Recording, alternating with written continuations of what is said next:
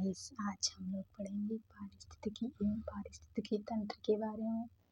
तो पारिस्थितिकी का इंग्लिश होता है इकोलॉजी और पारिस्थितिकी तंत्र इकोसिस्टम। इकोलॉजी जो कि ग्रीक शब्द है और ये ओकस और लोगस से मिलकर बना है।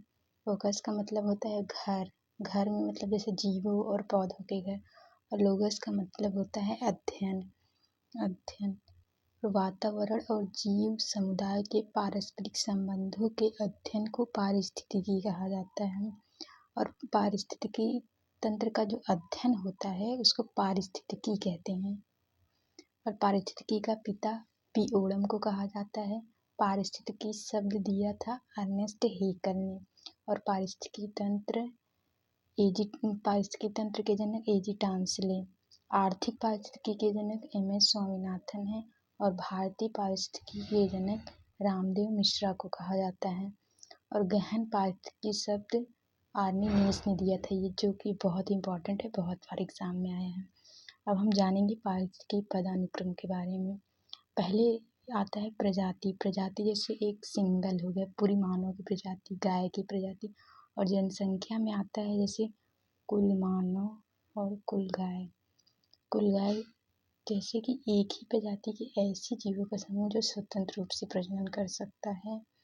और फिर आता है समुदाय। समुदाय में सबको जोड़ के कुल मानव प्लस कुल गाय, एक ही क्षेत्र में रहने वाले विभिन्न प्रजातियों की आबादी का समूह जो एक दूसरे पर आश्रित होते हैं।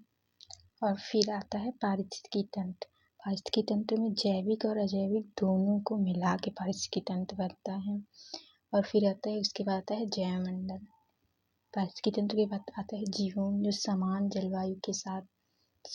जलवायु में जो एक साथ रहते हैं। और इसके बाद सबसे बड़ा होता है जैवमंडल। अब इसके आगे हम लोग जानेंगे पारितंत्र और पारिस्थितिकी तंत्र की पॉइंट क्या है। यह एक आधारभूत क्रियाशील इकाई होती है। एक खुला तंत्र होता है क्योंकि इसमें ऊर्जा तथा पदार्थों का लगातार निवेश एवं बहिर्गमन होता रहता है। अब हम लोग जानेंगे पारितंत्र के घटक। इसके दो घटक होते हैं, जैविक और अजैविक। जैविक में जैसे आता है उत्पादक, उपभोक्ता, अवघटक। और अजैविक में कार्बनिक, अकार्बनिक, भौतिक। उत्पादक क्या होते हैं जैसे पेड़ पौधे, वनस्पति, शैवाल आदि। और उपभोक्ता तो प्राथमिक, द्वितीय, तृतीयक हो गए। अवघटक में आते हैं जीवाणु और कवक। कार्बनिक में जैसे जिसमें कार्बन होते हैं, कार्बोहाइड्रेट, प्रोटीन, वसा, ह्यूमस, यूरिया। और अकार्बनिक में आ गए जल, मृदा, खनिज, चट्टान, तत्व आदि। और भौतिक घटक प्रकाश, तापमान, आर्द्रता, वायु, स्थलाकृति। और इन तीनों में हमको बहुत कन्फ्यूजन होता है, जैसे कि अपघटक, अपरधारी, अपमार्जक में इन तीनों की डिफरेंस। ऐसे सूक्ष्म जीव जो जटिल कार्बनिक यौगिकों को सरल कार्बनिक यौगिकों में तोड़कर पोषक तत्वों को पुनः मिट्टी में मिलाने का काम करते हैं, अपघटक कहलाते हैं, जैसे जीवाणु और कवक। अपरधारी ऐसे सूक्ष्म जीव जो मृत कार्बनिक पदार्थों को भोजन के रूप में उपभोग करते हैं, अपरधारी कहलाते हैं। एग्जाम्पल जैसे दीमक, केंचुए। और अपमार्जक प्रकृति का सफाई कर्मी बोलते हैं इससे, और मेहतर भी बोला जाता है। वे जो मृत जीवों को खाते हैं अपमार्जक कहलाते हैं, जैसे गिद्ध, चील, कौवा, कुत्ता।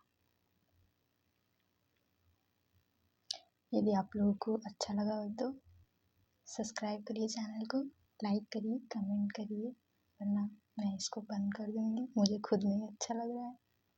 अगर व्यू नहीं जाते तो फिर मोटिवेशन नहीं मिलता। और कल हम लोग पढ़ेंगे परितंत्र के प्रकार, और ये बहुत इंटरेस्टिंग है कि पिरामिड वगैरह कैसे बनते हैं, इन सब के बारे में। तो कमेंट करिए, बताइए कैसा लगा।